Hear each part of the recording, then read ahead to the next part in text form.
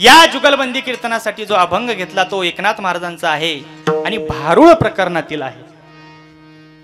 या अभंगातून एकनाथ महाराज एका स्त्रीचे वर्णन करतात। महिला मंडळ ध्यान देऊन ऐका, एका स्त्रीचे वर्णन करतात।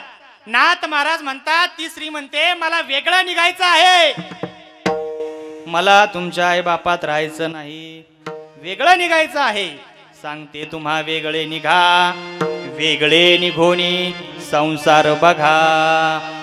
एवढंच नाही तर ती स्त्री संसाराचं वर्णन करत असताना सांगते की मी माझे सासू सासरे भरी घातले। भरी घातले म्हणजे मरणाच्या दारात सोडून दिले, भरी घातले। एवढंच नाही, ती स्त्री म्हणते की मी दादल्या विकून गहू आणले। काय आणले? गहू। दादल्या म्हणजे नवरा। हा, नवरा विकून काय आणले? तर गहू आणले। बोलत चला, काय आणले? गहू आणले। एवढ्यावरच ती स्त्री थांबली नाही, ती स्त्री म्हणते की मी माझ्या 4 नंदा विकल्या, 4 नंदा विकल्या। हा जो काही संसार केलेला आहे, हा संसार करत असताना मी माझा काम क्रोध हा शेवटी देशोधडीला नेला, असा या अभंगाचा एकंदरीत सरळ सरळ भावार्थ आहे। विठाला विठाला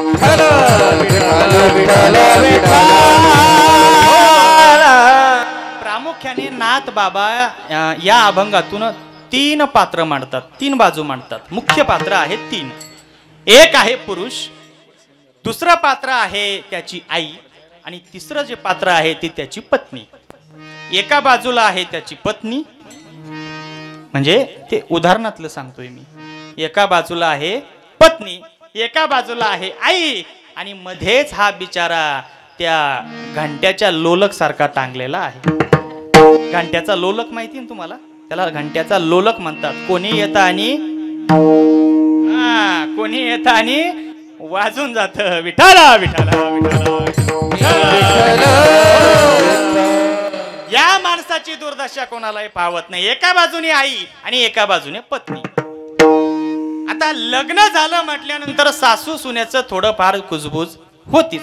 भांड्याला भांड हे लागतच, बरोबर की नाही मावशी? भांड्याला भांड हे तुम्हाला सून आहे का? आहे? 2 आहे का? वा, मग लयच भांडे वाजत असतील। कस काय मग घरात वातावरण बरं आहे का? बरं आहे, सून त्रास देत नाही ना? मग लय चांगले बाई। विठाला विठाला विठाला। भांड्याला भांड लागतच महाराज। भांडण हे होतच राहतं, आणि भांडण होत नाही असं घर नाही। आमच्या सुद्धा घरात, फक्त आमचं काय आहे, आम्ही घरात भांडत नाही महाराज, लोकांसमोर भांडतो। कारण घरात कोण पैसे देणार आहे भांडून? बाहेर भांडून तरी विठाला विठाला। तुम्हा वेगळे निघा, वेगळे निघोनी संसार बघा। नाथ महाराज म्हणतात, ती स्त्री म्हणते की मला तुमच्या आईबापात राहायचं नाही। का तर म्हणे भांडणं होतात। कोणासोबत? तुमच्या आईबापा सोबत। अरे कोण आईबाप? ज्या आईबापांना जन्म दिला ते आईबाप। आईबापाने जन्म दिलेला मुला हिला पाहिजे, पण हिला सासू सासरे नको। सासू सासऱ्यांची इस्टेट हिला पाहिजे, पण सासू सासरे नको। सासू सासऱ्यांचा नावाचा वारसाही हिला पाहिजे, पण सासू सासरे नको। कोणाला? सुनेला, म्हणजेच पत्नीला। आणि बिचारी ती आई लहानचं मोठं करते हो लेकरू।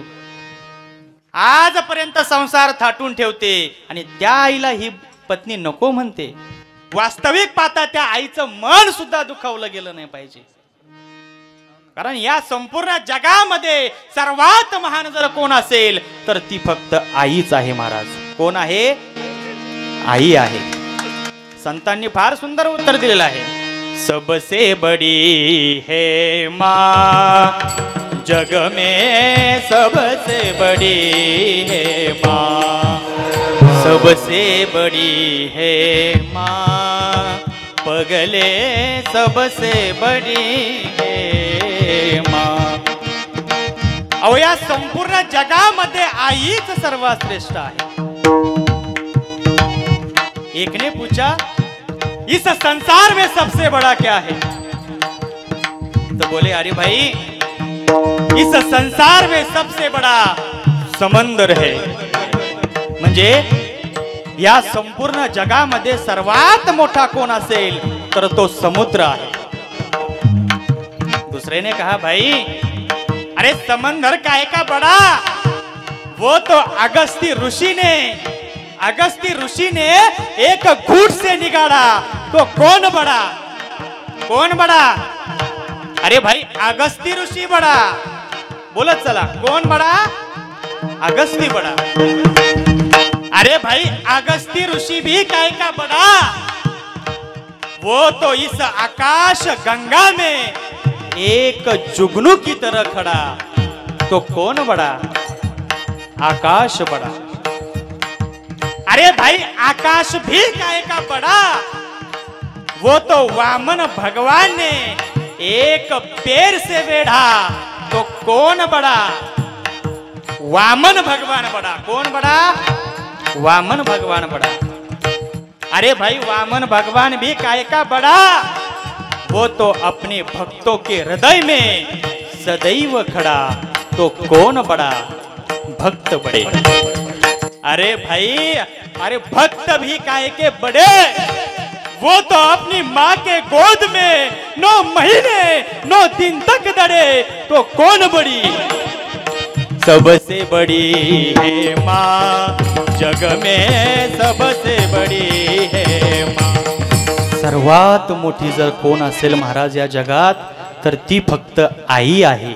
आपल्या आजच्या जुगलबंदी कीर्तनाचा विषय आहे की या संपूर्ण जगामध्ये सर्वात मोठी कोण असेल तर ती फक्त आईच आहे, असे आपले म्हणणे आहे। आता यावर महाराष्ट्रातील सुप्रसिद्ध कीर्तनकार आमच्या धर्मपत्नी सौ शिवानी महाराज चाळक यांचं काय म्हणणं आहे ते आता आपण पाहूया। विठ्ठला विठ्ठला विठ्ठला विठ्ठला विठ्ठला विठ्ठला विठ्ठला विठ्ठला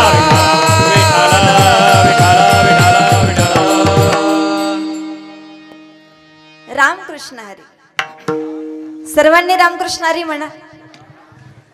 रामकृष्ण हरी। आत्ताच आपल्या महाराजांनी भारूड प्रकरणातील संत एकनाथ महाराजांचा अभंग घेतला की नाही? घेतला आणि अभंगाचा सरळ सरळ भावार्थ सांगितला की नाही? सांगितला।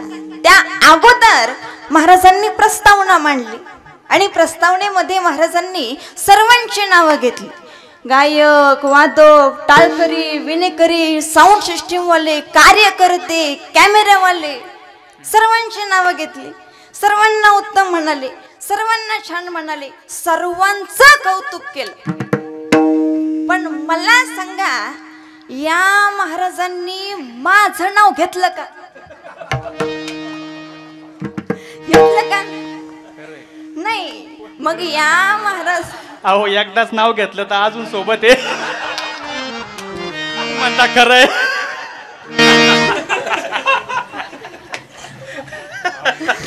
अवघड गंमत आहे। तुम्ही घरी चला।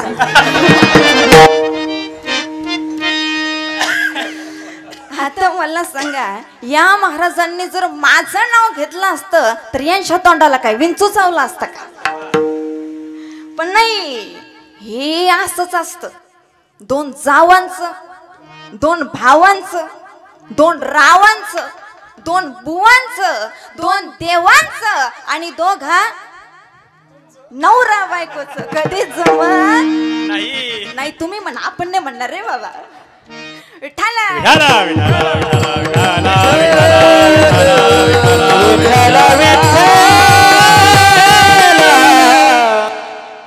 तुम्ही बघा ना, बाकीचे लोक माझ्यापेक्षा लांब उभे होते तरी त्यांचं नाव घेतलं आणि मी या महाराजांच्या एवढा जवळ उभी आहे तरी माझं नाव घेतलं नाही। यालाच म्हणतात जेवढे मोठे तेवढे खोटे।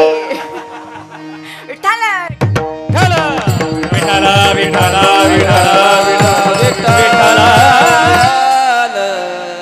असं नंतर महाराजांनी अभंगाचा सरळ सरळ भावार्थ सांगितला आणि त्यामध्ये आई श्रेष्ठ की पत्नी श्रेष्ठ अशा 2 बाजू निर्माण केल्या।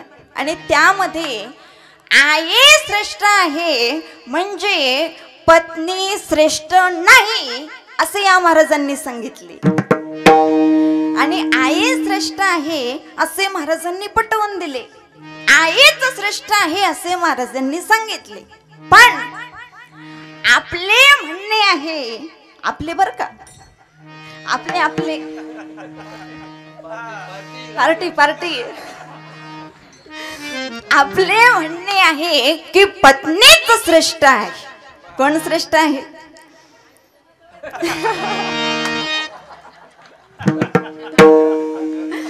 मोठ्याने सांगा सर्वांनी, कोण श्रेष्ठ आहे? मोठ्याने सांगा. या महाराजांना ऐकायला थोडं कमी आहे. कोण श्रेष्ठ आहे? आई आमची पार्टी पक्की आहे. नाही नाही, त्यांचे अजून लग्न नाही झाले.